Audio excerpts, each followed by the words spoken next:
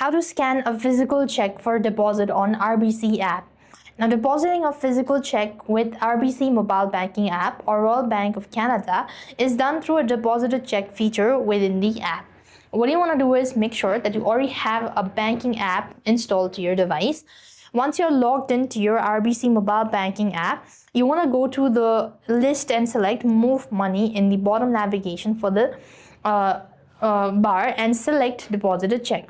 As soon as you select these options, you will be able to see a page where you have to first of all type in the exact amount that you're transferring, and you also need to go ahead and enter in the recipient name, or you have to provide in the details. And moving on, at the bottom you could find scan the card, or you could say take a photo of the front or of the back.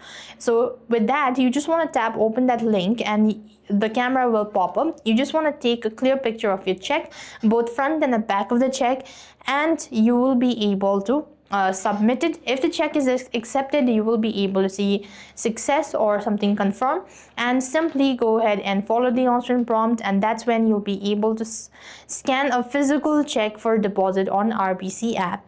So with that, we have completed our steps. Thank you for watching. See you in the next video.